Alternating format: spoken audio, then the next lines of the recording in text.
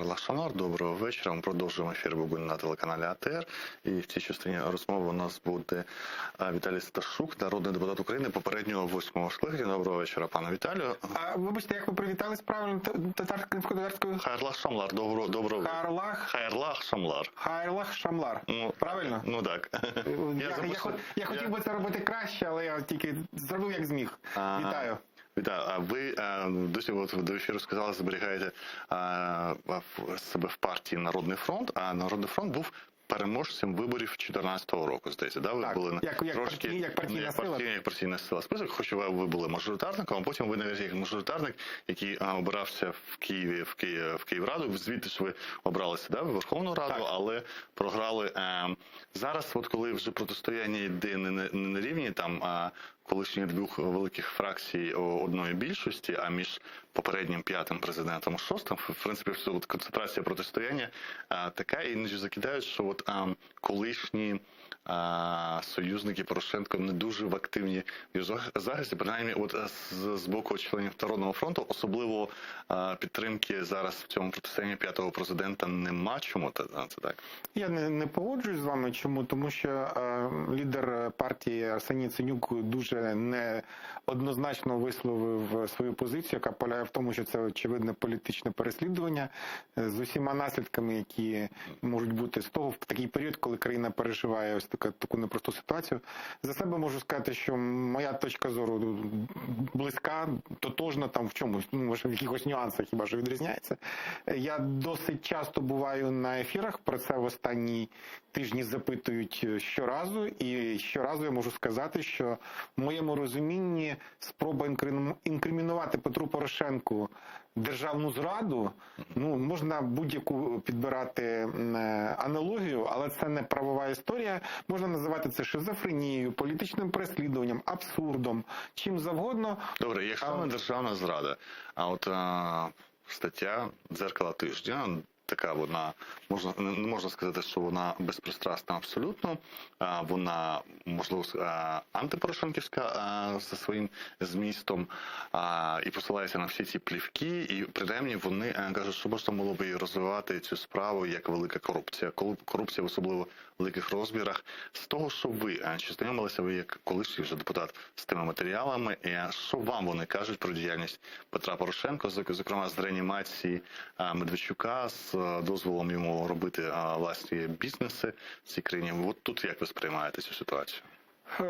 Непроста історія в тому сенсі, що, мабуть, помилка була тоді, коли ми пам'ятаємо, як Медведчук з'явився. За тією версією, яку ми чули не раз, саме Меркель під час перемовин запропонувала Медведчука як певного такого медіатора.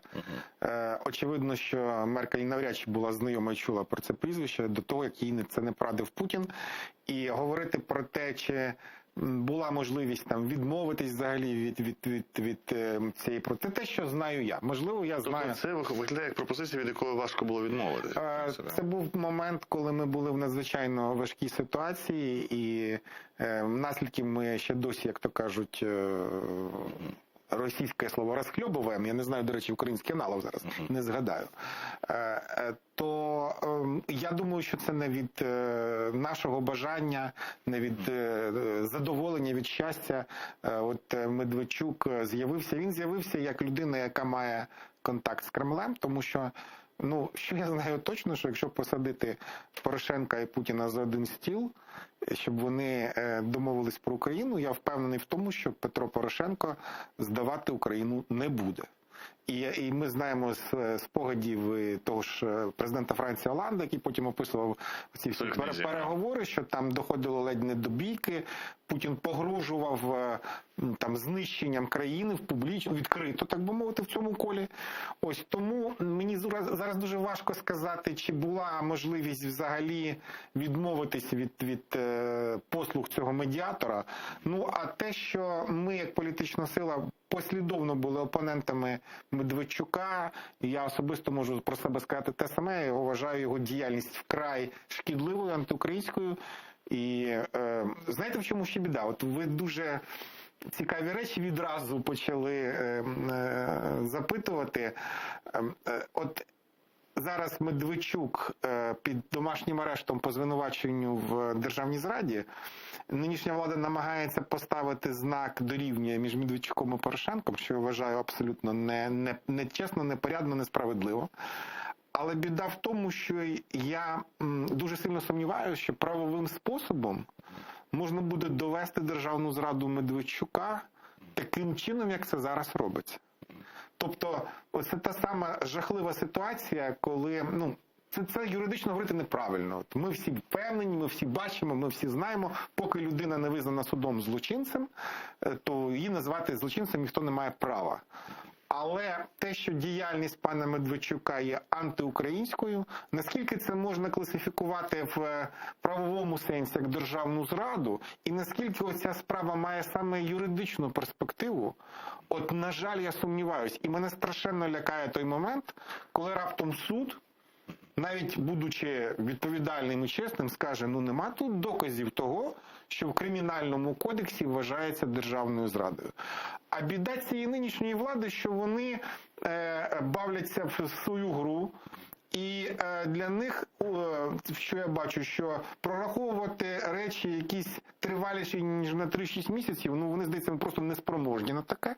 Тобто вони влізають в авантюри, які на момент, коли ця авантюра оголошується, виглядають дуже симпатично, це підвищує рейтинг, вони тішаться, тижневе опитування тут у вас на 5% виросло, але потім пройде тиждень, 2, 3, а через півроку виявиться, що краще б ви цього взагалі не починали робити, тому що це привело зовсім не в ту сторону, в яку ви думали, що воно приведе. Але їх це не турбує, і тому ця історія з так званою зрадою Порошенка, вона тактично може давати певні переваги в певний період, а за підсумками я впевнений, що там її не було. Тобто, знову ж таки, Порошенка хтось може його звинувачити в чому завгодно, але про державну зраду, це зовсім інше. Сьогодні у мене, вибачте, була така, це не дискусія, розмова в одній студії, коли почали порівнювати, згадувати, що Аль Капоне посадили за несплату податків, а не за те, що він був гангстером. І нібито це щось подібне. Я заперечив, з якої логіки, що Аль Капоне був гангстером і не сплачував податки. Тобто були злочини різного рівня тяжкості і довели найменш тяжкий, але тим не менше той злочин, який привів його до ув'язнення. Порошенко не був державним зрадником ніколи. Робити з нього державного зрадника, а потім в якийсь момент сказати, все це було, ніщо. Але якщо про Порошенка ми це сприймемо з розумінням, що так було, а ми ще це можемо почути про Медведчука, розумієте? А чому ви думаєте, що розвалиться справа з державною зрадою? Знаєте, якщо аналізувати юридичну складову, що таке державна зрада, там суб'єкт, об'єкт, склад злочину, умисел, там оці всі речі, можна в це заглибитись і тоді співставити з тим, що йому інкримінується, то фахові юристи, вони висловлюють величезні сумніви в тому, що саме так можна класифікувати будь-що, до чого конкретно Порошенко міг бути причетним. Починаючи від того, це якщо дуже коротко, від того, що йому там інкримінують, що він нібито причетний до групи людей, які забезпечували проплати з бюджету на вугільні підприємства, які були на підконтрольній території. На той момент це були підприємства, які були зареєстровані за українським законодавством, платили податки в український бюджет. Тобто, це те, що відразу в очі кидається.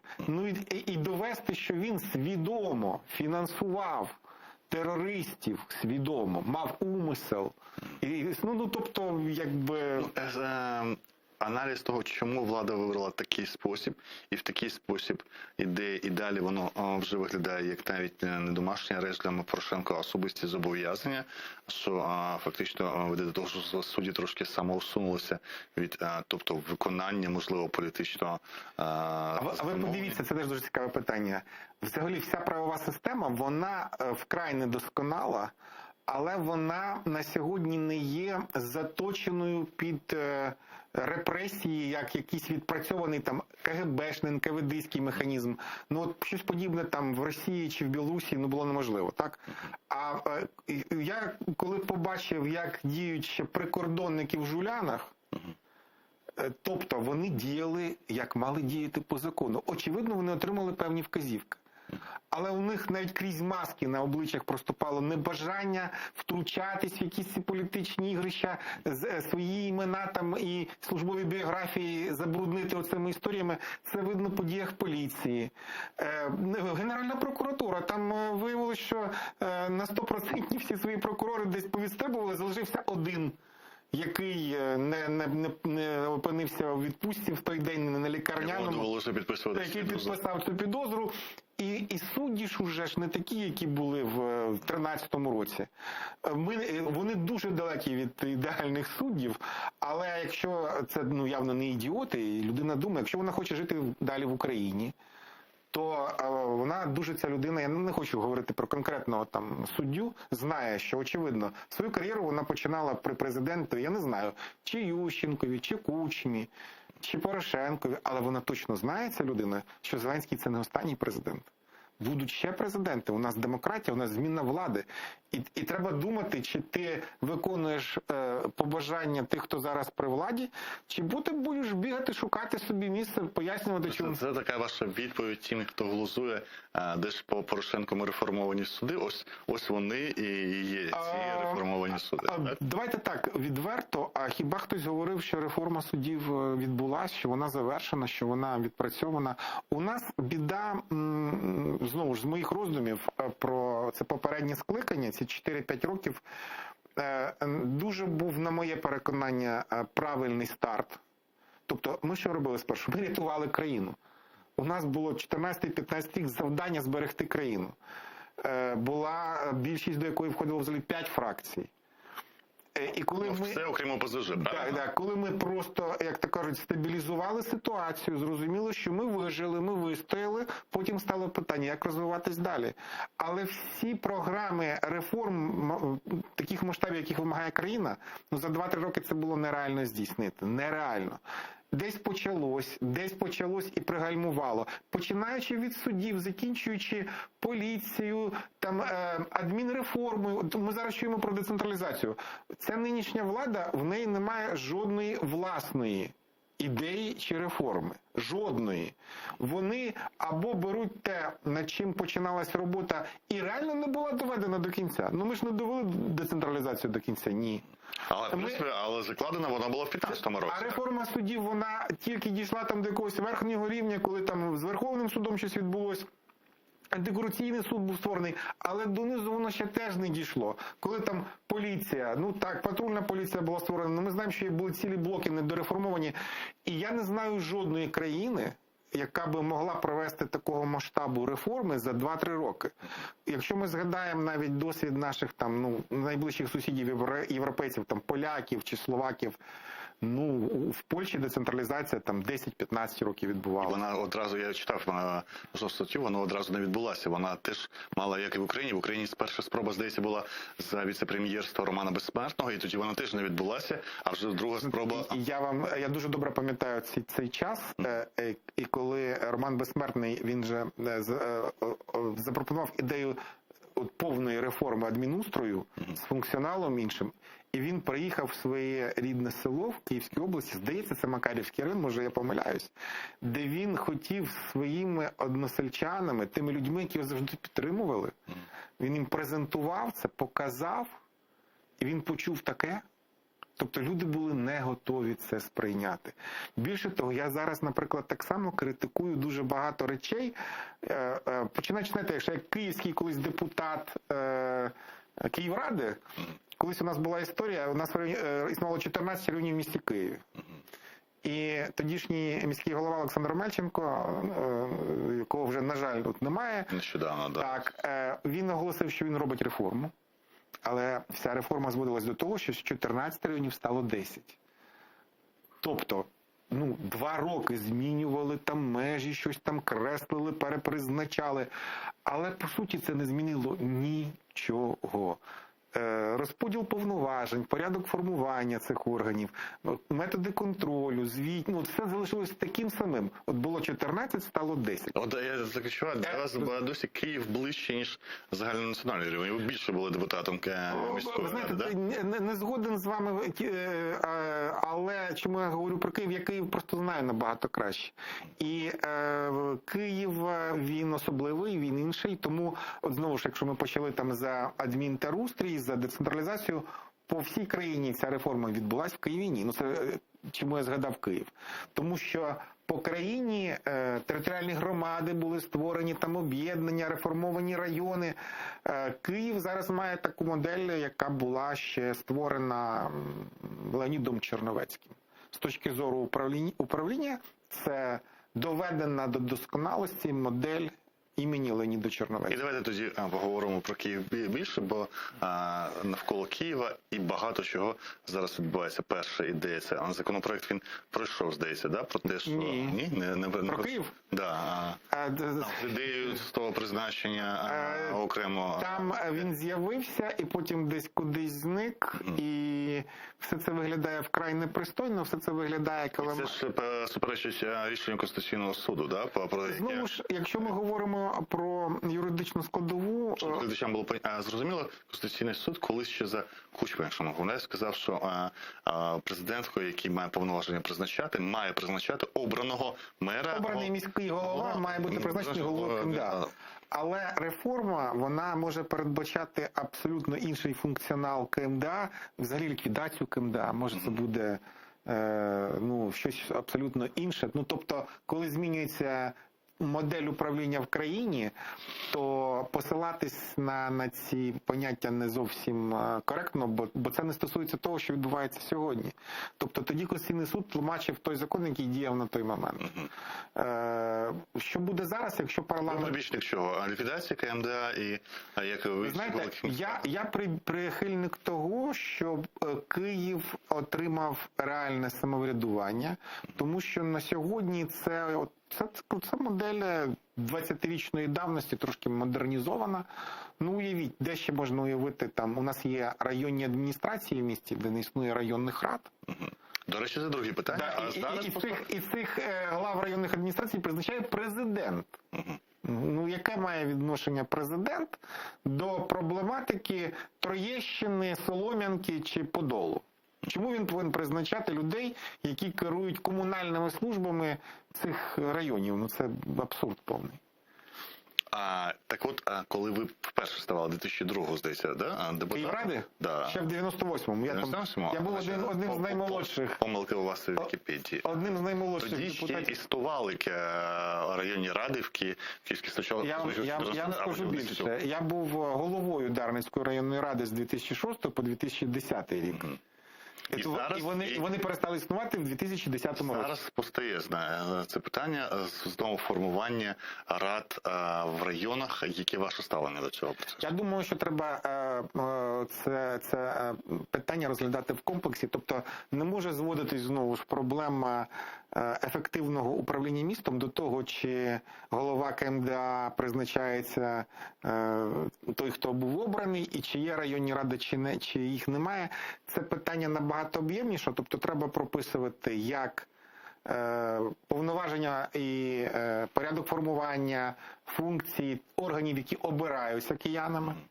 Київрада однозначно, так само мають бути районні ради. Чим вони займаються, чим відрізняється їх компетенція. І так само треба... Це є ж досвід. А чим відрізнялися тоді компетенції депутатів районної ради від міської? Що залишали ви? Базово, якщо так дуже просто, то депутати Київради ухвалювали рішення, які стосувались генерального плану міста Києва, транспортної інфраструктури, питання землевідведення.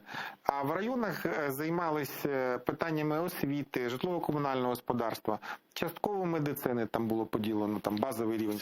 Всіх цікавить насправді земля, да? От хто буде розпоряджатися тим, кому видається земельна земля? Це завжди була Київрада, тому що це правильно, тому що генплан, він має бути цілісним. Біда в тому, що зараз вже теж десятки років не існує документу, який показує, яким влада бачить місто як комплекс, постійно щось, якісь змінюються плани, якісь з'являються так звані ДПТ, детальні плани території, які вихоплюють шматки з міста і там якимось чином облаштовуються території. Парламент намагається це якось упорядкувати через зміни до законів. Але що ми бачимо на сьогодні? Однозначно хаотична забудова, однозначно погоня за квадратними метрами на шкоду інтересам киян. Тобто, так, в місті набудували сотні тисяч метрів житла. Ми маємо, я як дарничанин вже 15 років кричу про те, що катастрофа по балансу житлове-нежитлове, сектор освітній, медицина, сфера послуг, якщо, я не знаю, я знаю теж не перший день в Києві, як то кажуть, чи ви знаєте, що таке лівий берег, там, Позняки, Сокирки? Я живу направо, я на Ось, да. То, так, квартири побудовані 3, 5, 10 років тому достатньо симпатично ще виглядають, але коли ти не маєш можливості відвести дитину в дитсадок, а машини скоро будуть стояти одна на одній, там, щеблями. Якщо я не помиляюсь, зараз же одна з умов для забудовників, в тому числі ця інфраструктура, будувати. Існує, знаєте, як Остап Бендер говорив, 101 чи 1001 спосіб обійти це, і ми бачимо по факту, що відбувається. Ви в жодній європейській столиці не побачите машину на тротуарі, в жодній. І ми зараз маємо жахливі показники по логістиці транспортній. І далі, якщо все так буде відбуватись, нас чекає, я не хочу вживати слово там біда, катастрофа, але Київ буде некомфортним містом. Тут буде важко. Знаєте, от я до вас їхав з лівого берега сьогодні, не знаю, більше години.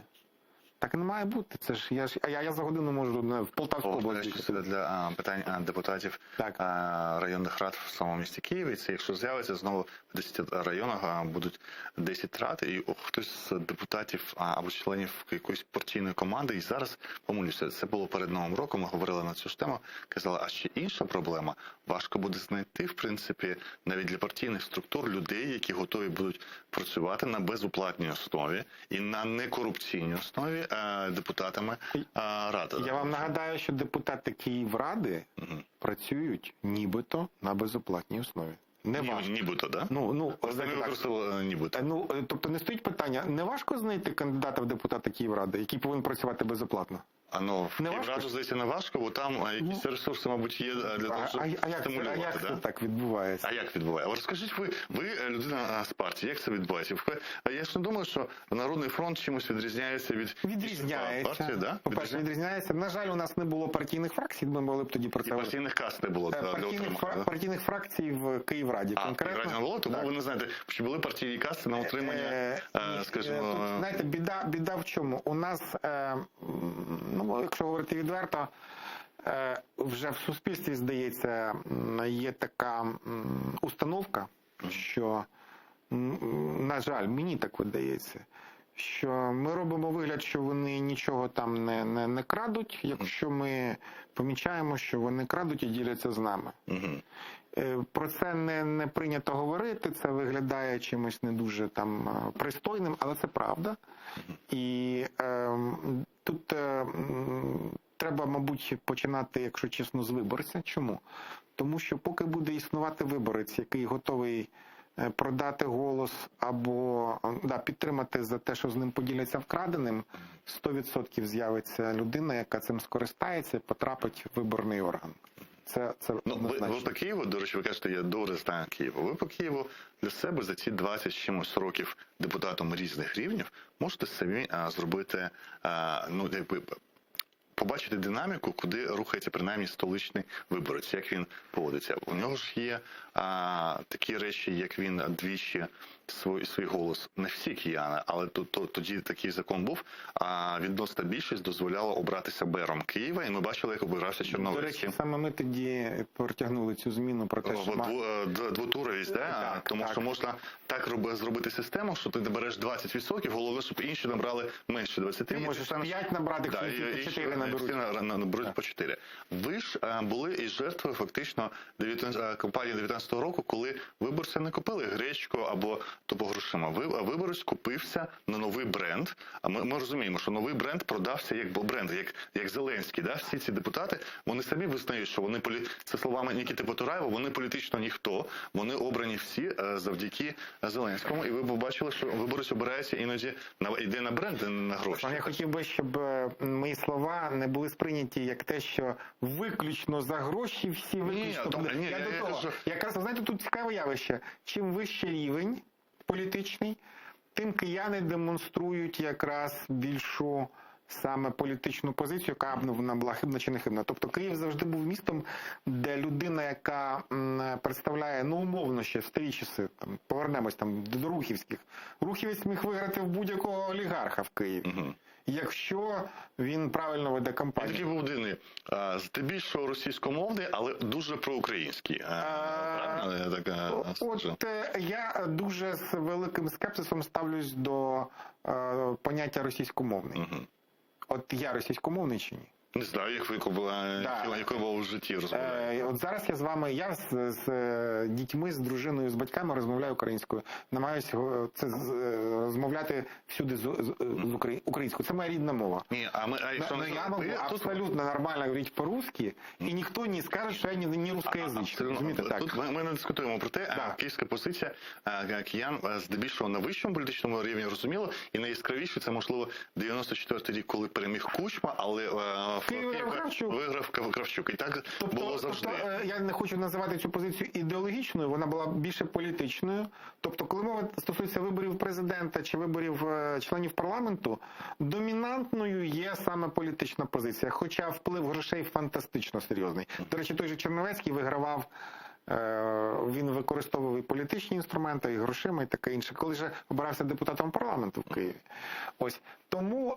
І перший раз йому це дозволило те, що і Кличко, і Омельченко йшли окремо, і один одного не підтримали. Ви коли говорите про мера, але він до цього вже обирався в парламент в Києві не раз, і в нього досвід був серйозний.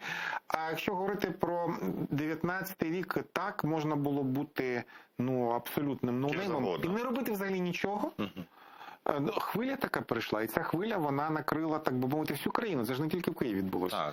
За винятком кількох округів на Сході і кількох округів на Заході, в принципі, від Сходу до Заходу, від Харківщини до Волині, це була тотальна перемога однієї політичної сили. Не зовсім. Чому? Тому що саме, на жаль, в таких округах, які прийнято називати сільськими, це не дуже точне визначення, але давайте так, де немає, як мінімум, обласних центрів, і на Заході, і в центрі, і ближче до Сходу перемагали місцеві, можемо їх назвати авторитетні люди, там як завгодно, не обов'язково зелені. Не обов'язково зелені. Хоча цей бренд, звичайно, давав дуже багато. Ми зараз маємо там комерційні фракції, яких часто називають в парламенті, вони складаються саме з таких людей. Довіра, там, Майбах так званий, таке інше.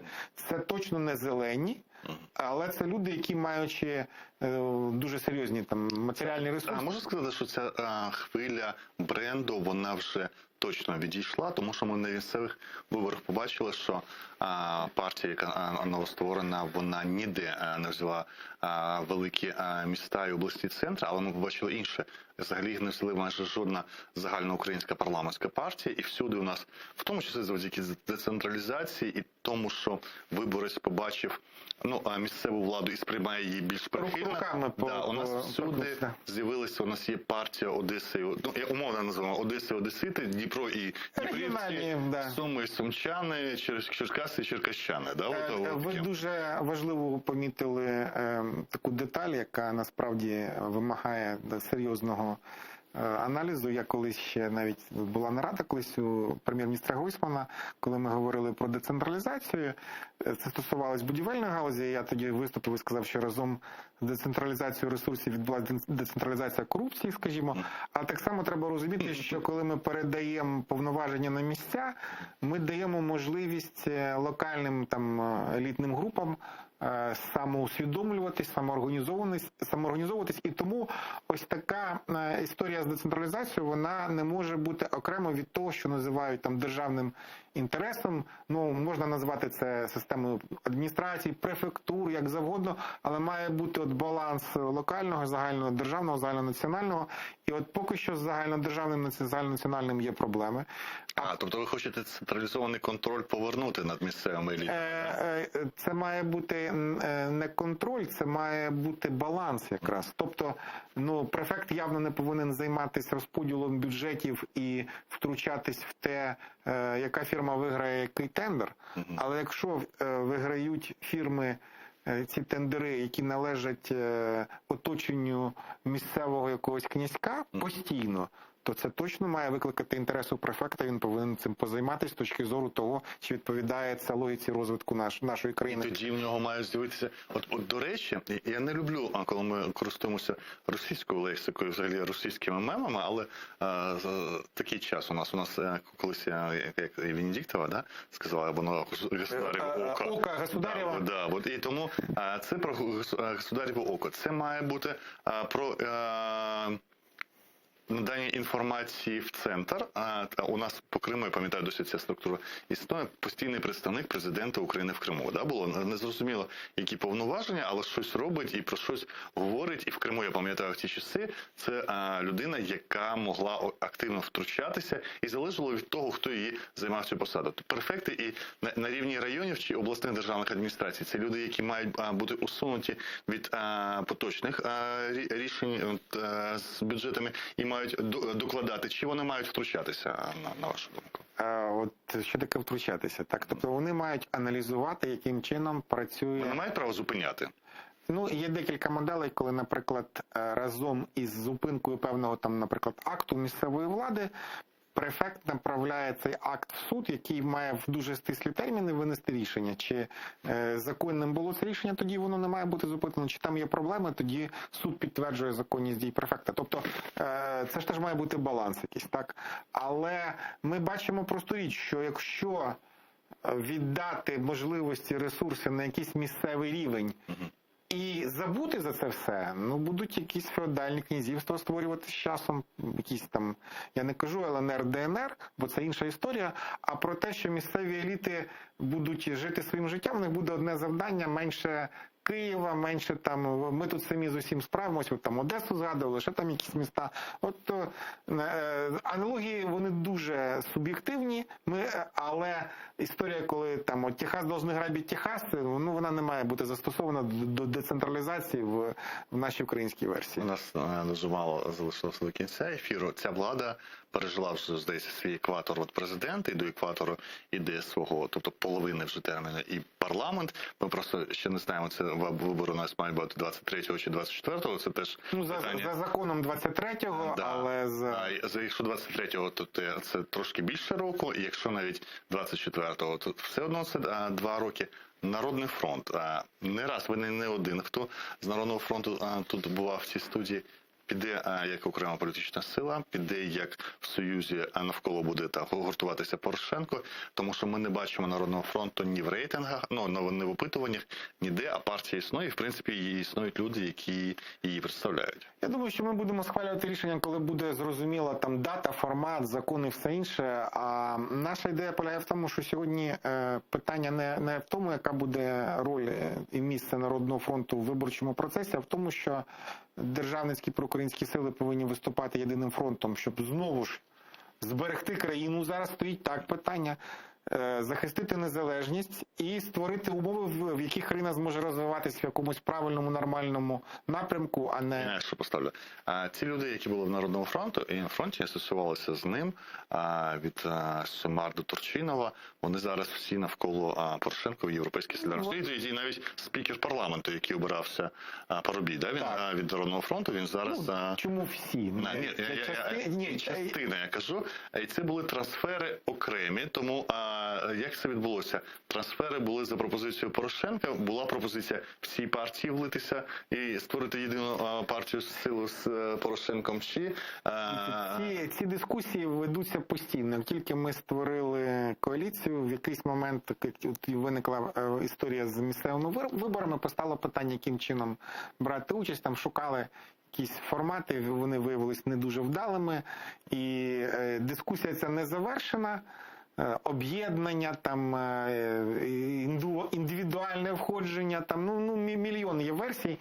Хтось, кому запропонували війти індивідуально для себе якесь рішення прийняв, пішов. Ми цих людей бачимо зараз. Хтось каже, Тобто ні. гуртом Порошенко не готовий був брати в цьому? Я не хотів би це, ми ж не як, знаєте, оптова партія там чогось, щоб я вас гуртом там кудись там візьму.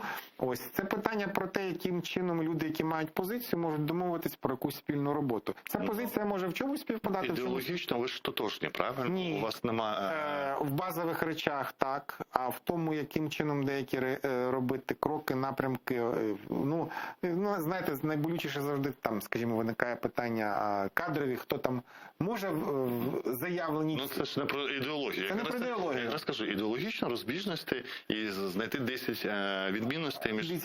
Була своя ідеологія від того, що називалось блок Петра Порошенка, що зараз сталося Європейською солідарністю. Там же ж теж від іменного блоку до партії, яка на прапор піднімає там європейські цінності і таке інше. Так само ми починали як партія, яка об'єднала людей, які першими стали на захист країни.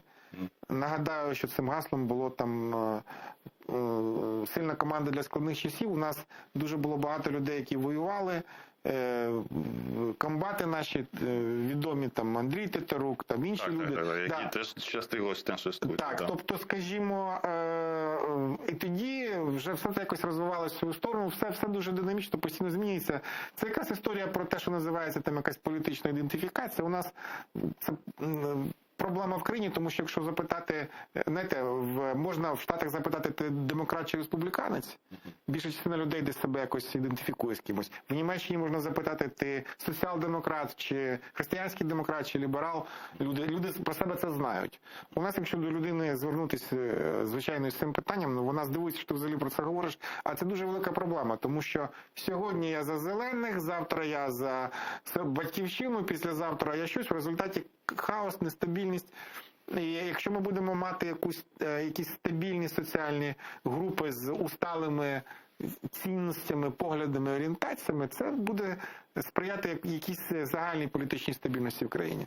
Віталій Сташук, народний депутат України в 8-му скликанні, киянин, який так там не відповідь на запитання, куди буде рухатися Народний фронт, але в принципі дуже чітко визначив орієнтацію українського виборця, яка така, як називають про інші орієнтації, флюїдна вона, ця орієнтація. Давайте будемо вживати слово нестабільна.